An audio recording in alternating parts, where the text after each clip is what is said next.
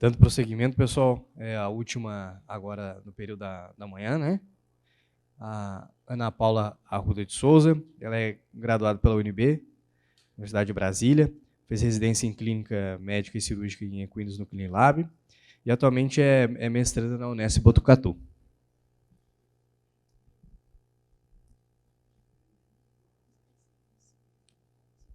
Bom, primeiramente, bom dia a todos. Gratidão por todo mundo que ainda está aqui, que vai ouvir um pouco sobre esse tema. Então, a proposta aqui hoje é falar como fazer a termografia dos cascos. Como ele já me apresentou, eu estou no mestrado na Unesp de Botucatu, e isso é um pouco da linha de pesquisa que a gente está trabalhando lá, que é a termografia dos cascos, tentando prever aí um início de laminite, e até a gente acaba monitorando outras afecções de casco. Então, aqui meu e-mail. Acho que tem no final. Então, a definição: a termografia ela é um método capaz de gerar uma representação pictórica da temperatura de uma superfície corporal por meio da captura e mensuração da perda de calor emitida por radiação infravermelha. Então, a termografia ela nada mais é do que o animal ele vai trocar calor com o meio por essa radiação infravermelha, que é uma das formas de troca de calor, e essa radiação ela vai ser capturada pela câmera e essa imagem ela vai ser refletida numa paleta de cores, e essa paleta de cores vai depender das variações. Então, a temperatura mais alta, geralmente a gente está associado a uma coloração avermelhada ou até branco, e uma temperatura mais baixa, geralmente a coloração azul ou arroxeada. O exame termográfico em si ele é um método diagnóstico complementar, não invasivo, e ele é capaz de gerar imagens fisiológicas e dinâmicas em tempo real. Então, essas imagens são chamadas de imagens fisiológicas, porque são diferentes das imagens anatômicas geradas por métodos diagnósticos convencionais, que são, por exemplo, a radiografia e a ultrassonografia. Então, a termografia ela dá mais uma noção de como está a perfusão, a taxa metabólica daquele local. E a termografia ela tem uma maior sensibilidade em detectar pequenas mudanças de temperatura, isso daí com relação à própria palpação. Então, ela é muito mais sensível. As indicações, então, a termografia ela é indicada no casos de alterações fisiológicas, que são refletidas por meio de alterações de fluxo sanguíneo e da perfusão tecidual. Como eu já falei, então, todas as afecções, então a própria inflamação, a gente sabe que um dos sinais clínicos da inflamação é o aumento de temperatura, é o calor. A termografia ela pode fornecer informações importantes relacionadas à laminite, dor palmar, abscessos subsoleares ou submurais, no caso dos cascos, né? E também fornecer informações sobre o equilíbrio e balanceamento dos cascos, até mesmo para monitorar o casqueamento, o ferrageamento e os aprumos dos animais. Os fatores de interferência, então, são fatores muito importantes. Como eu já falei, a termografia ela é um método muito sensível, mas, ao mesmo tempo, ela é muito limitada por todos esses fatores. Então, a gente precisa tentar controlar ao máximo. Então, fatores externos, presença de umidade, comprimento dos pelos, aplicação de bandagens ou aplicação tópica de medicamentos. Então, são fatores que podem levar a um aumento induzido ou uma diminuição induzida da temperatura. Então, comprimento dos pelos, por exemplo. Um animal que tem um comprimento de pelo maior, ele vai ter uma tendência a armazenar mais calor ou armazenar mais frio entre o pelo, enquanto um animal que não tem pelo nenhum na região, ele vai emitir mais calor, então essa região vai estar aparentemente mais quente. Fatores ambientais, então, estações do ano, radiação solar, umidade relativa do ar, correntes de ar e vento. E, na tentativa de controlar um pouco, tentar minimizar esses fatores ambientais, a gente tem que promover aqui, é preconizado que a gente faça uma ambientação do animal ao local de realização do exame. Então, com relação à termografia, o que é necessário? Então, são aqui os equipamentos que a gente utiliza. Então, é necessário a gente ter uma câmera termográfica. No nosso caso, a gente tem essa câmera aqui, que é da marca FLIR, o modelo um pouco antigo, mas atualmente a gente já tem diversas câmeras mais modernas e até mesmo câmeras portáteis que se adaptam aí ao celular. Além disso, a gente utiliza uma trena digital para avaliar a distância e um termohigrômetro. Ao passo a passo da realização desse exame, a gente faz o preparo do ambiente, então, de preferência, o exame deve ser realizado em um ambiente fechado, livre de correntes de vento e sol, e deve-se evitar ambientes com piso úmido ou molhado. Então, animais, como o casco está diretamente em contato com o solo, o piso úmido ou molhado vai transferir umidade, né, resfriar o casco, e a gente vai acabar deixando passar algumas afecções que a gente poderia conseguir ver. Com relação a isso, também as nossas baias lá, elas acabam tendo um pouco de incidência solar por causa dessas frestas. A gente confeccionou, então, um anteparo na tentativa de driblar aí essas correntes de vento e a incidência solar, e a gente faz na própria baia mesmo a avaliação do animal. O segundo passo, então, colocar o termohigrômetro. Então, ele é um equipamento aí que vai dar as condições ambientais de temperatura ambiente e umidade relativa do ar. E esse termohigrômetro a gente tem que colocar ele num ponto estratégico, para ele definir qual a temperatura e a umidade estava dentro ali da baia, dentro do local de realização, no momento da realização do exame.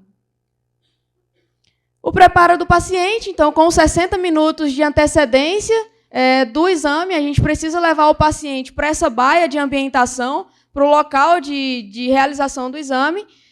Se houver necessidade, então, limpar os cascos do animal, principalmente a região da sola. E, no momento de limpar, a gente não deve lavar ou usar pano úmido, não realizar fricção na região da banda coronária, porque a fricção ela gera atrito, e atrito gera aumento de calor. Deixar o animal em repouso, sem tocar na região de interesse, por pelo menos 20 minutos. Com relação às configurações do equipamento, então isso vai depender da câmera termográfica que a gente utiliza. No nosso caso, as condições que são mais importantes, que a gente deve aí sempre monitorar, a distância com relação que vai ter aí entre a câmera e o membro do animal, e a emissividade. A gente sabe que a emissividade da pele é de 0,95 a 0,98, então lá a gente utiliza a emissividade de 0,98 e a distância de 0,90 metros, né, que seria 90 centímetros.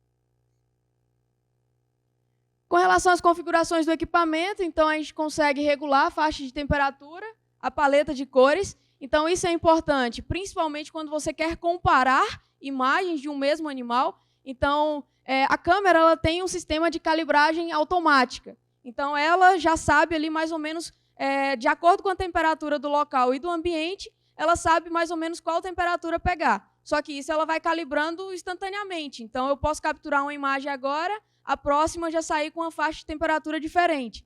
Então, segundo a doutora Roberta Basile, um trabalho que ela realizou, ela preconiza aqui que a gente ajuste essa faixa de temperatura manualmente.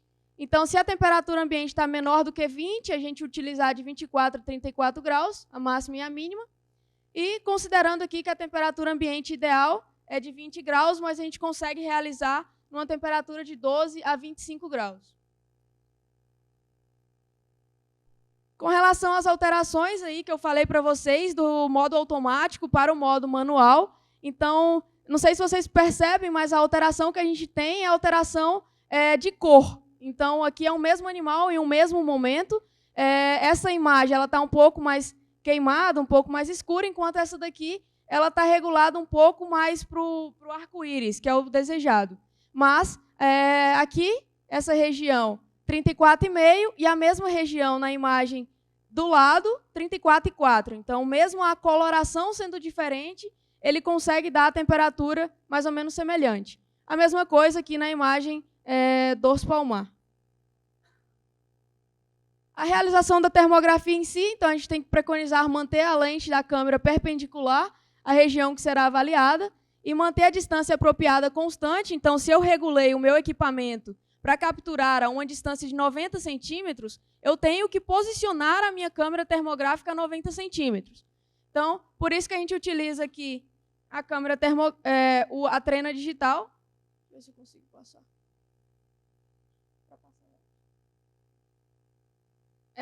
E as vistas, a gente faz a vista dorsal, lateral, plantar, palmar e solear. Aqui era um videozinho da gente usando a trena digital, ela tem um laser em média distância, e aí depois a gente, com essa distância, faz a imagem. Então, perpendicular o membro do animal e a vista que você quer realizar, 90 graus com o casco.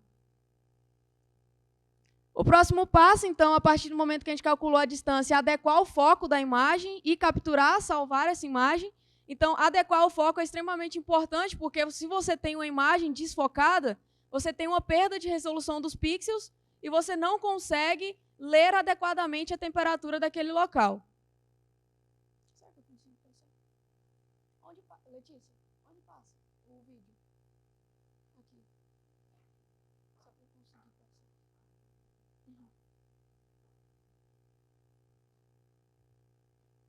Então, aqui só mostrando como é que realiza esse foco aí. A faixa de temperatura aqui é adequada, de 36 a 26. Então, foquei a imagem, a gente faz a captura, né? Primeiro ele tem uma opção só você capturar e depois você pode salvar ou descartar essa imagem. Pode colocar, agora eu consigo. Aqui é um vídeo, pode soltar também. Um vídeo da realização no geral.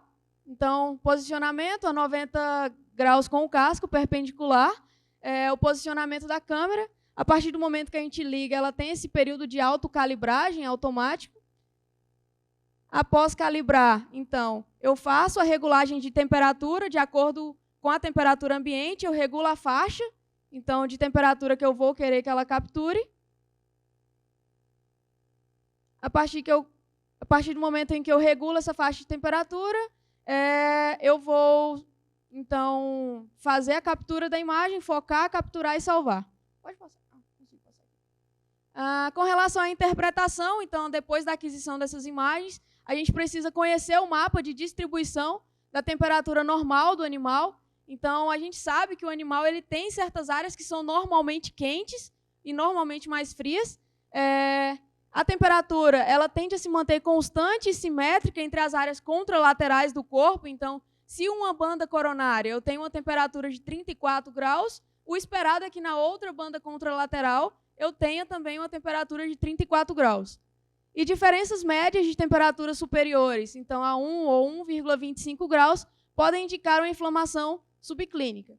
E sempre a gente deve levar em consideração os fatores ambientais, exercício, estruturas anatômicas e o comprimento dos pelos. Pode soltar o vídeo. Aqui é só um pouco do software que a gente usa para trabalhar as imagens. Eu não sei se muitos de vocês têm conhecimento, mas ele é disponível para download na própria internet. Então, você abre, faz o download e você consegue acessar a pasta em que você tem as imagens, consegue selecionar uma imagem para você trabalhar com ela, e a partir desse momento você consegue tanto regular a faixa de temperatura, ali eu coloco as informações ambientais no momento da realização do exame, então ele faz uma regulagem. A faixa de temperatura você consegue mexer, então, na mínima e na máxima, para determinar a paleta de cores. Depois você consegue colocar o box dentro de uma área que você quer avaliar, e esse ponto você consegue determinar a temperatura de um único ponto específico, que no caso aqui a gente avalia da banda coronária. Aqui só demonstrando que a gente tem pequenas alterações normalmente, e dependendo da variação das condições ambientais, então temperatura de 24, de 27, mas a temperatura da banda coronária tende a se manter mais ou menos constante. Aqui algumas imagens demonstrando um pouco das imagens que a gente adquire lá no dia a dia. Então, um animal da vista solear, então o adequado é realmente isso, então a região das barras, próxima à ranilha, está mais aumentada de temperatura.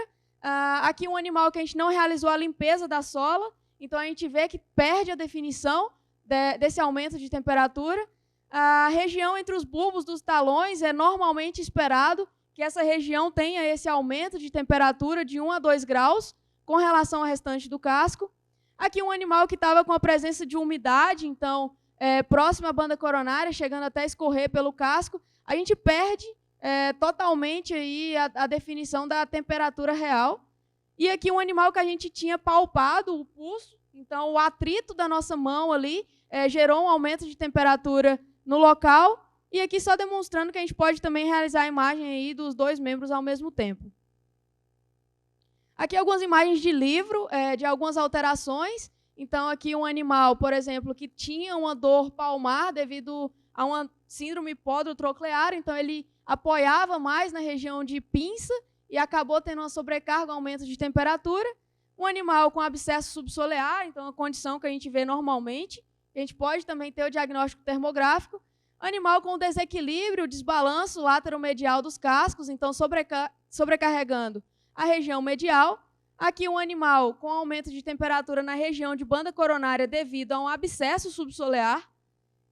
Aqui abscesso subsolear, desequilíbrio lateromedial dos cascos, então sobrecarregando a estrutura, a região medial devido a um aumento de talão lateral. E aqui uma imagem de livro também de como fica o animal com laminite na termografia. Então a gente tende a um aumento de temperatura global do casco e não só na região de banda coronária. As limitações, então, tem alta sensibilidade às condições climáticas. Então tem dia que a gente chega na baia, é muito frio, região de Botucatu, então não sei se alguém conhece, às vezes é muito frio, e a gente chega na baia, não consegue adquirir a imagem por causa do frio. O animal ele faz uma vasoconstrição que você não consegue ter essas diferenças de temperatura. Baixa reprodutibilidade, então, às vezes você faz uma imagem agora, você faz outra imagem daqui 5 minutos, você já tem alterações de temperatura. E as variabilidades fisiológicas, então, a depender do animal, das condições clínicas do paciente, tudo isso. Então é isso, obrigada. Eu deixei aqui alguns livros que eu utilizei. Esse livro, Equine Thermographic in Practice, ele é muito bom, só de termografia.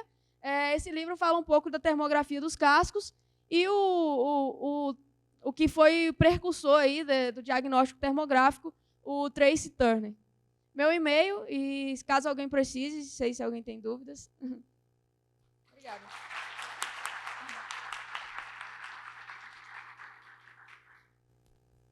Dúvidas?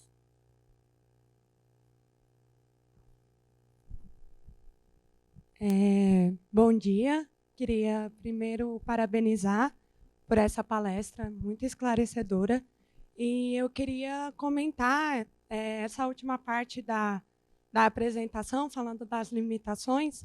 Está tendo muita artigo sendo publicado em relação a cavalos de esporte, e, no caso, no uso da termografia para identificar alterações de regiões onde pode ter aumento de temperatura relacionado com a fisiologia e biomecânica do determinado esporte. Eu já procurei sobre vaquejada e também tem bastante de cavalo de explosão. E, dentro dessa questão, esses artigos eles sempre fazem uma simulação da prova. E, mesmo assim, não entra dentro da metodologia, que é de livro, da literatura, de aguardar 60 minutos, no caso, para poder realizar a foto termográfica. Eu gostaria de saber a sua opinião sobre essa variação de metodologia, de cada artigo, porque nesses artigos é de 20 minutos, às vezes 10 minutos já estão realizando a foto. Então, eu queria saber em relação a isso. Então, muito boa a pergunta. Realmente, a gente tem conflito mesmo com relação à realização da termografia. E, com relação ao tempo, eu acho que depende da característica que você quer avaliar. Então, pelo que você falou, eles querem avaliar o efeito do exercício. Então, para eu avaliar o efeito do exercício, eu não posso ter deixado passar muito tempo que o animal tenha realizado esse exercício. Então, acredito que, considerando isso, eles aguardem esses 20 minutos ali primordiais para o animal ter uma normalização dos parâmetros clínicos, por exemplo, e após faz a obtenção das imagens. Com relação aos artigos de termografia de membros e de casco, eles realmente também variam muito entre 20 minutos e 60 minutos. Então, essa autora, que é a doutora Roberta Basile, ela preconiza 60 minutos sem mexer no animal, então levar o animal para a baia, deixar ele ali quieto, e 20 minutos sem tocar na região de interesse. Então, seria mais uma ambientação do animal ao local de realização do exame, esses 60 minutos, e os 20 minutos seguintes seriam os 20 minutos mesmo de você não interferir na região. Não sei se respondi a sua pergunta. Ana Paula, parabéns pela palestra. Eu tive, na verdade, uma dúvida sobre o equipamento. Se você já trabalhou com esse equipamento portátil e se a gente teria a obtenção de imagens boas com ele. Porque a diferença de preço é absurda. Entre um equipamento que é a câmera separada é R$25.000, hoje eu acho que é até mais caro do que isso, depois da pandemia, com dólar de R$5. E o que vai ser colocado no celular custa 2.000 e pouco. Então, se você já trabalhou com os dois, se tem diferença. Então, bom também. Eu já trabalhei com equipamento portátil, mas na época eu não tinha o conhecimento e a esperteza que eu tenho hoje de buscar conhecimento com relação a isso. Então, eu não cheguei a ver se realmente ele seria tão bom para avaliar quanto esse que a gente utiliza, que é a própria câmera, mas eu acredito que você fazendo uma boa obtenção de imagens, eu acho que o que muitos veterinários de campo ou que utilizam a termografia não sabem é do software. Então, o software está acessível a todo mundo e ele é acessível a todas as câmeras termográficas. Então, desde que você adquira uma imagem, acho que até pelo próprio aparelho portátil, você consegue transportar ela para o software e editar ela de acordo com o que você quer. Então, acho que no quesito das câmeras portáteis, você teria que trabalhar mais a imagem no seu computador. Então, regular aquela faixa de temperatura depois de você obter a imagem e selecionar a sua região de interesse. Eu acho que é isso. Não tenho muita experiência com portátil. Ana Paula, quem aqui nasceu em 95 ou depois de 95? Tá. A maioria, então. Ok. Excelente a tua apresentação. Eu sou fã dessa técnica, porque em 95 eu comecei a trabalhar com isso, sendo orientado pelo Dr. Tracy Turner. Tá? E uma das razões pela qual essa técnica se manteve um pouco à margem digamos assim, do avanço tecnológico do diagnóstico por imagem é a curva de aprendizado. Né? É curva de aprendizado. Não é só tu aprender que o que é mais quente está relacionado à inflamação, porque não é sempre assim. Né? E também, por outro lado, ela não diz o que é. Ela diz que existe um padrão anormal de imagem.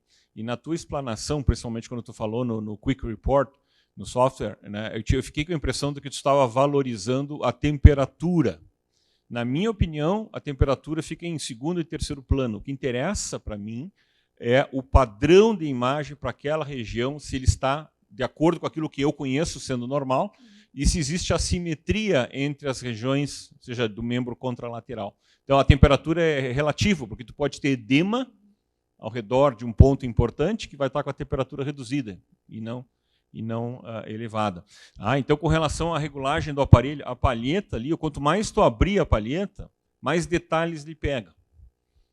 Tá? Então, a tua imagem não fica com aquele aspecto granular. Né? Se tu estreitar muito a palheta, ela vai ficar com aspecto... Né? Então, o que a gente fazia era apontar para o chão e medir a temperatura do chão, né? e colocar o valor mínimo de acordo com o chão, né? E depois o máximo se dava, digamos assim, está com 30, né? O valor máximo na palheta, e coincidentemente era cor branca e vai aparecer branco, que mascara muito, tu abre ela um pouquinho, ou seja, eleva, né?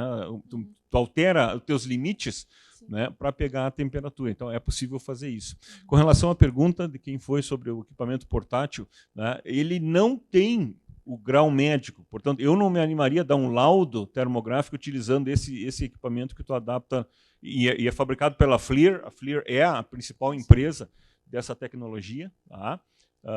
Para ter uma ideia, na tese, eu tenho em casa a tese de mestrado, a dissertação de mestrado do Tracy Turner com termografia, quando era tipo de uma almofada. Era uma almofada assim que eles colocavam em contato com o membro e aí te captavam as temperaturas. Imagina como era o negócio, né? E o equipamento que tinha lá em Minnesota na época parecia um secador de cabelo enorme, conectado a um módulo, uma CPU, que tinha depois um monitor, que tinha depois um teclado. Ou seja, veja só o quanto foi a evolução. Eu acredito que ele é extremamente útil, principalmente, não só para nós, porque a inflamação tu faz o exame físico, tu detecta eventualmente, né? Mas para educar, mostrar para o cliente que existe uma simetria, que é onde está, digamos, o problema. Então isso é legal. Tá? Eu te parabenizo pela apresentação, muito boa. Obrigada também pelas considerações. Importante. Vão me ajudar bastante.